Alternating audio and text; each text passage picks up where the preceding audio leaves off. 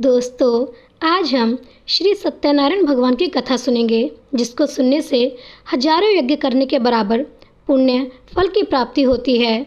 सत्यनारायण भगवान व्रत कथा में भगवान विष्णु के सत्य स्वरूप के बारे में बताया गया है। इस व्रत का पाठ करने से घर में सुख समृद्धि का वास होता है और भगवान विष्णु की कृपा बनी रहती है। तो चलिए शुरू करते हैं श्री सत्यनारायण व्रत कथा का पहला अध्याय। एक समय की बात है, नैशिरण्य तीर्थ में शौनकादि 88,000 ऋषियों ने श्री सूत जी से पूछा, हे प्रभु, इस कलयुग में वेद विद्या रहित मनुष्य को प्रभु भक्ति किस प्रकार मिल सकती है तथा उनका उद्धार कैसे होगा? हे मुनिश्रेष्ठ, कोई ऐसा तप बताइए जिससे थोड़े समय में ही पुण्य मिले और मनवांछित फल भी मिल जाए। इस प्रकार की कथा सुनने की हम इच्छा रखते हैं। सर्वशास्त्रों के ज्ञाता सूत जी बोले, हे वैष्णवों, मैं पूज्य आप सभी ने प्राणियों के हित की बात पूछी है, इसलिए मैं एक ऐसे श्रेष्ठ व्रत को आप लोगों को बताऊंगा जिसे नारद जी ने लक्ष्मी नारायण जी से पूछा था और लक्ष्मीपति ने मणिश्रेष्ठ नारद जी से कहा था। आप सब इसे ध्यान से सुनिए। एक समय की बात है, योगीराज नारद जी दूसरों के हित की इच्छा के लिए अनेकों लोकों में घूमते हुए मृत्युलोक में आ पहुँचे। यहाँ उन्होंने अनेक योनियों में जन्मे प्राय सभी मनुष्य को अपने कर्मों द्वारा अनेकों दुखों से पीड़ित देखा। उनका दुख देख नारद जी सोचने लगे कि ये कैसा यत्न किया जाए जिसके करने से निश्चित रूप से मानव के दुखों का अंत हो जाए। इसी विचार पर मनन करते हुए वह विष्णु लोक में गए। वहाँ वह देवों के ईश नारायण की स्तुति करने लगे, जिनके हाथों में शंख, चक्र, गदा और पद्म थे।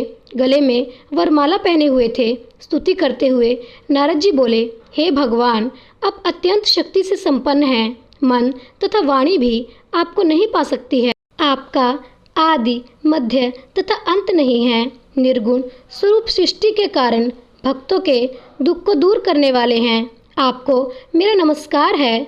नारद जी की स्तुति सुन विष्णु भगवान बोले, हे मुनिश्रेष्ठ, आपके मन में क्या बात है? आप किस काम के लिए पधारे हैं, उसे निसंकोच कहो। इस पर नारद मुनि बोले कि मृत्युलोक में अनेक योनियों में जन्मे मनुष्य अपने कर्मों के द्वारा अनेकों दुखों से दुखी हो रहे हैं। हे नाथ, आप मुझ पर दया रखते हैं तो बताइए कि वो मनुष्य थोड़े प्रयास से ही अपने दुखों से कैसे छुटकारा पा सकते हैं। श्री हरि बोले, हे नारद, मनुष्य की भलाई के लिए तुमने बहुत ही अच्छी बात पूछी है, जिसके करने से मनुष्य मोह से छूट जाता है। वह बात मैं कहता हूँ, उसे सुनो। स्वर्गलोक व मृत्युलोक दोनों में एक दुर्लभ उत्तम व्रत है जो पुण्य देने वाला है।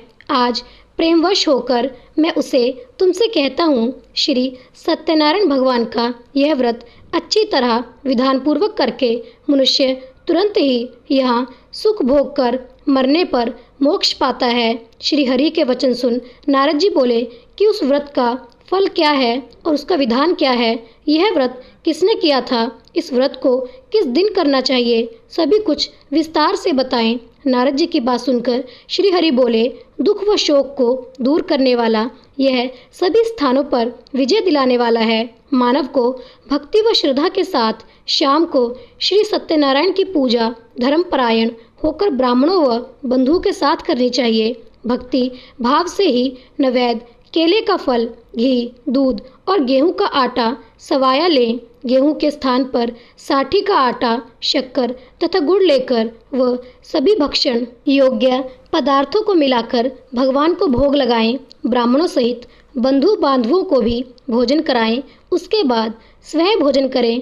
भजन कीर्तन के साथ भगवान की भक्ति में लीन हो जाएं। इस तरह से सत्यनारायण भगवान का यह व्रत करने पर मनुष्य की सारी इच्छाएं निश्चित रूप से पूरी होती हैं। इस कलिकाल अर्थात कलयुग में मृत्युलोक में मोक्ष का यही एक सरल उपाय बताया गया है। श्री सत्यनारायण व्रत कथा का पहला अध्याय संपूर्ण हुआ। बोलिए श्री सत्यनारायण भगवान की जय।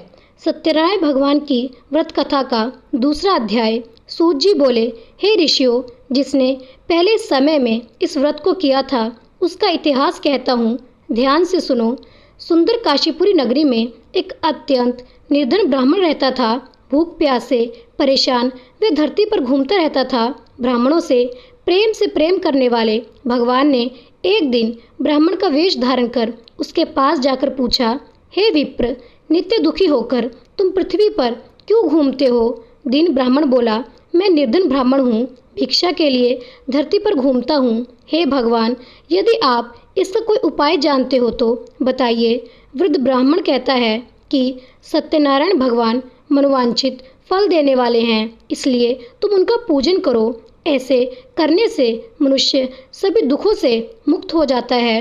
वृद्ध ब्राह्मण बनकर आए सत्यनारायण भगवान उस निर्धन ब्राह्मण को व्रत का सारा विधान बताकर अंतर्ध्यान हो गए।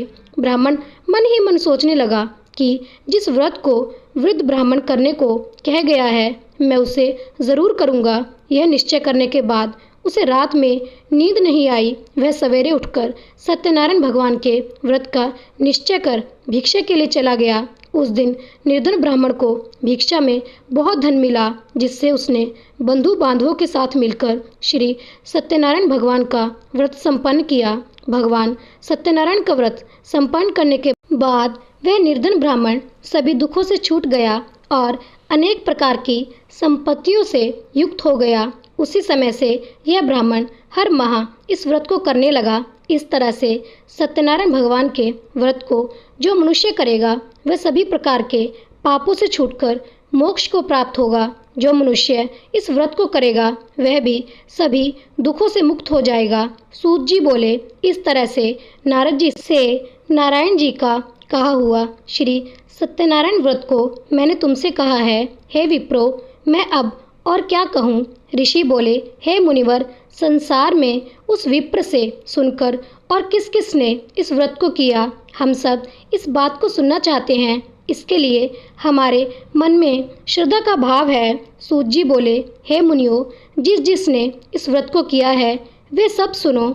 एक समय वही विप्र धन व ऐश्वर्य के अनुसार अपने बंधु बांधवों के साथ इस व्रत को करने को तैयार हुआ। उसी समय एक लकड़ी बेचने वाला बूढ़ा आदमी आया और लकड़ियां बाहर रखकर अंदर ब्राह्मण के घर में गया।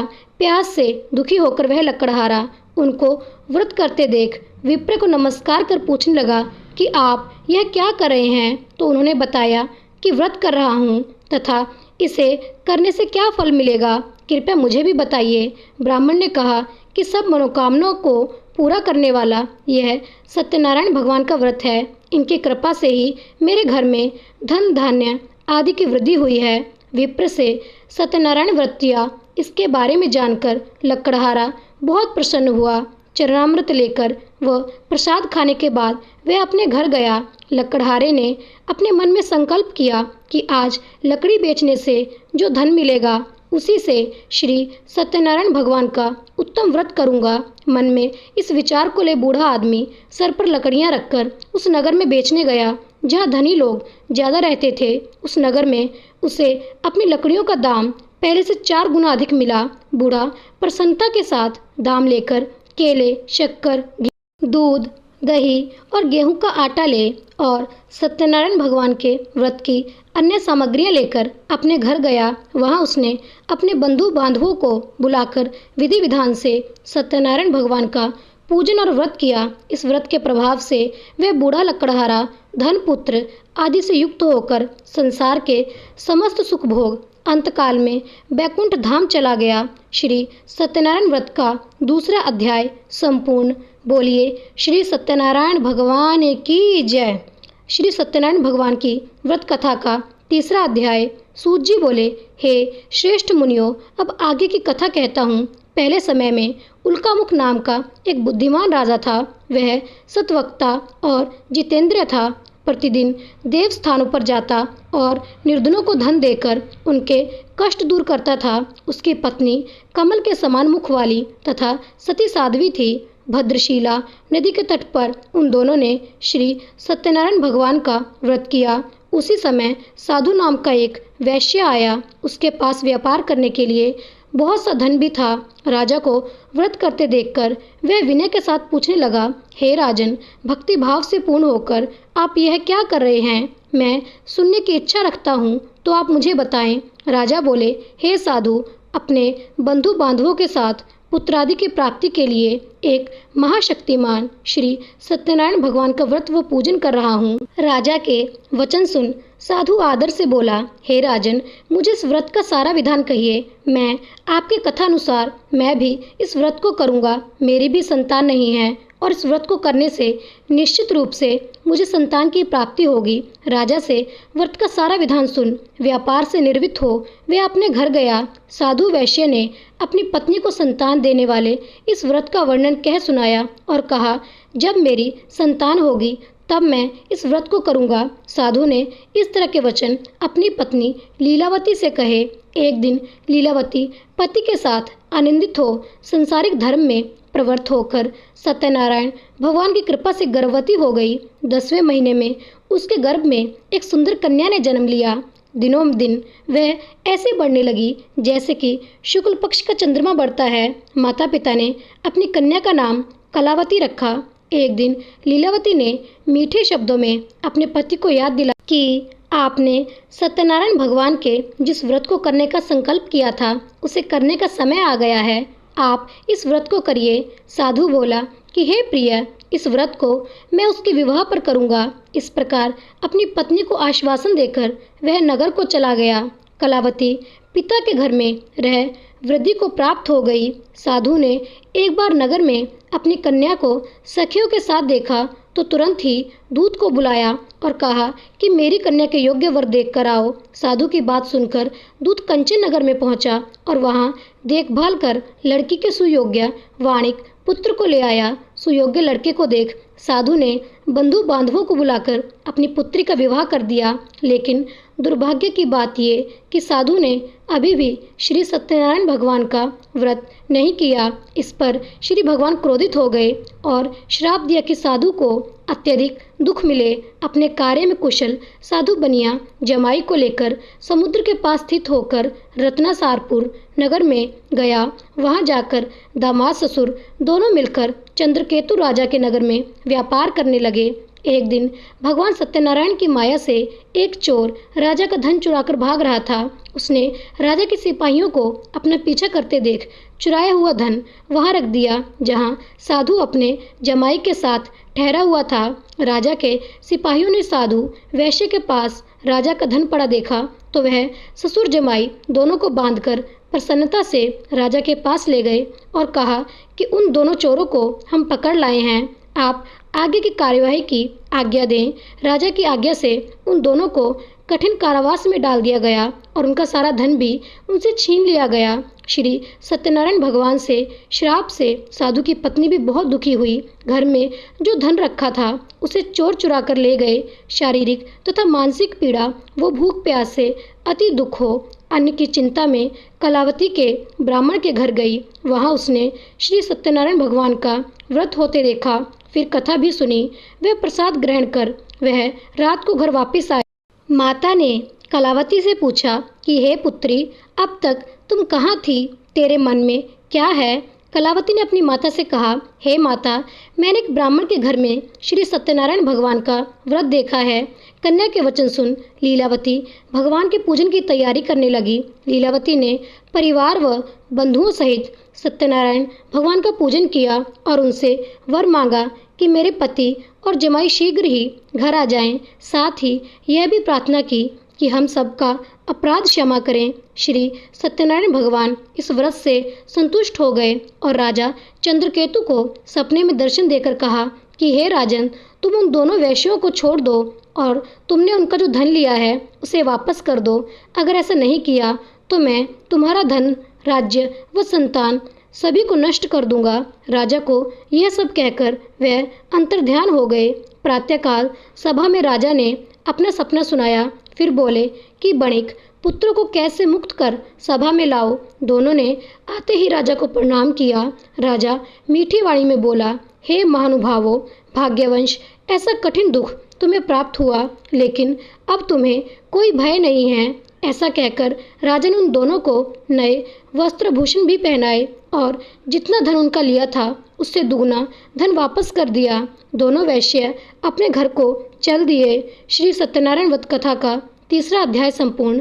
बोलिए श्री सत्यनारायण भगवान की जय। सत्यनारायण भगवान की व्रत कथा का चौथा अध्याय। सूत जी बोले, वैश्य ने मंगलाचार कर अपनी यात्रा आरंभ की और अपने नगर की ओर चल दिए।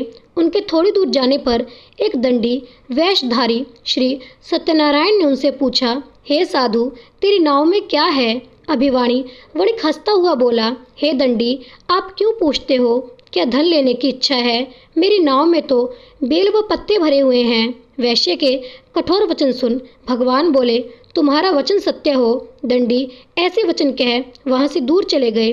कुछ दूर जाकर समुद्र के किनारे बैठ गए। दंडी के जाने के बाद साधु वैश्य ने नित्य क्रिया के पश्चात नाव को ऊंची उठते देखकर अचंभा माना और नाव में बेल पत्ते आदि देख वह मूर्छित हो जमीन पर गिर पड़ा। मूर्छा खुलने पर वह अत्यंत शोक में डूब गया। तब उसका दामाद बोला कि आप शोक ना मनाएं, यह दंडी का शाप है, इसलिए हमें उनकी शरण में जाना चाहिए, तभी हमारी मनोकामना पूरी होगी। दामाद की बात सुनकर वह दंडी के पास पहुंचा और अत्यंत भक्ति भाव नमस्कार करके बोला, मैंने आपसे जो जो असत्य वचन कहे थे उनके लिए मुझे क्षमा दें। ऐसा कहकर महान शोकातुर हो रोने लगा। तब दंडी भगवान बोले, हे वणिक पुत्र, मेरी आज्ञा से बार बार तुम्हें दुख प्राप्त हुआ है, तुम मेरी पूजा से विमुख हुआ। साधु बोला, हे भगवान, आपकी माया से ब्रह्मा आदि देवता भी आपके रूप को नहीं जानते, तब मैं अज्ञानी कैसे जान सकता हूँ?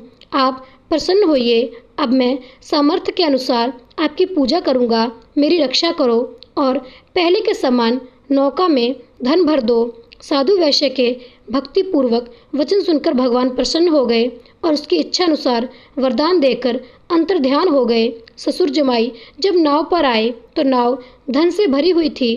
फिर वही अपने अन्य साथियों के साथ सत्यनारायण भगवान का पूजन कर अपने नगर को चल दिए। जब नगर के नज़दीक पहुँचे तो दूत को घर पर खबर करने के लिए भेज दिया। दूत साधु की पत्नी को प्रणाम कर कहता है कि मालिक अपने दामाद सहित नगर के निकट आ गए हैं। दूत की बात सुन साधु की पत्नी लीलावती ने बड़े हर्ष के साथ सत्यनारायण भगवान का पूजन कर अपनी पुत्री कलावती से कहा कि मैं अपने पति के दर्शन को जाती हूँ, तू कार्य पूर्ण कर शीघ्र आ जा। माता के ऐसे वचन सुन कलावती जल्दी में प्रसाद छोड़ अपने पति के पास चली गई।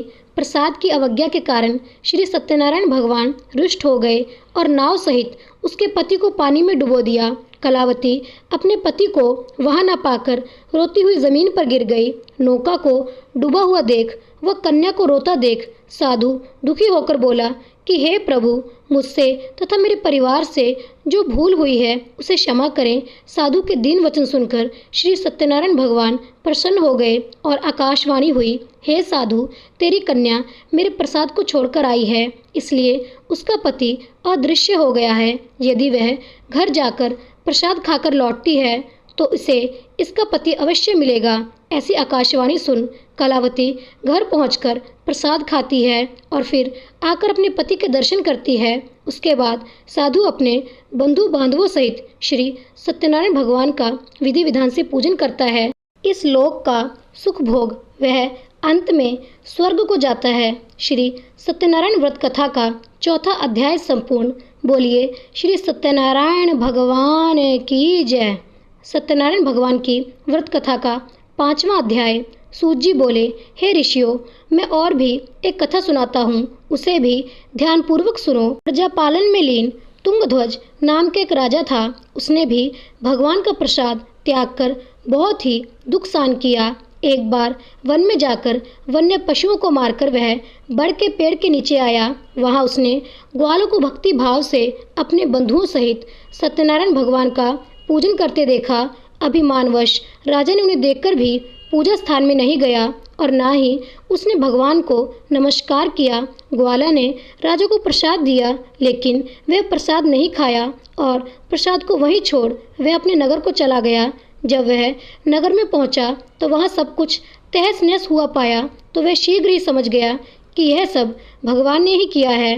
वह दोबारा ग्वालों के पास पहुंचा और विधि पूर्वक पूजा करके प्रसाद खाया तो श्री सत्यनारायण भगवान की कृपा से सब कुछ पहले जैसा हो गया। दीर्घ काल तक सुख भोगने के बाद मरणोपरांत उसे स्वर्गलोक की प्राप्ति हुई। जो मनुष्य परम दुर्लभ इस व्रत को करेगा तो भगवान श्री सत्यनारायण की अनुकंपा से उसे धन धान्य की प्राप्ति होगी। निर्धन धनी हो जाता है और भयमुक्त हो जीवन जीता है। संतानहीन मनुष्य को संतान सुख मिलता है और सारे मनोरथ पूर्ण होने पर मानव अंत काल में बैकुंठ धाम को जाता है। सूत जी बोले, जिन्होंने पहले इस व्रत को किया है, अब उनके दूसरे जन्म की कथा कहता हूँ। वृद्ध शतानंद ब्राह्मण ने सुदामा का जन्म लेकर मोक्ष की प्राप्ति की। लकड़हारे ने अगले जन्म में निषाद बनकर मोक्ष की प्राप्ति की।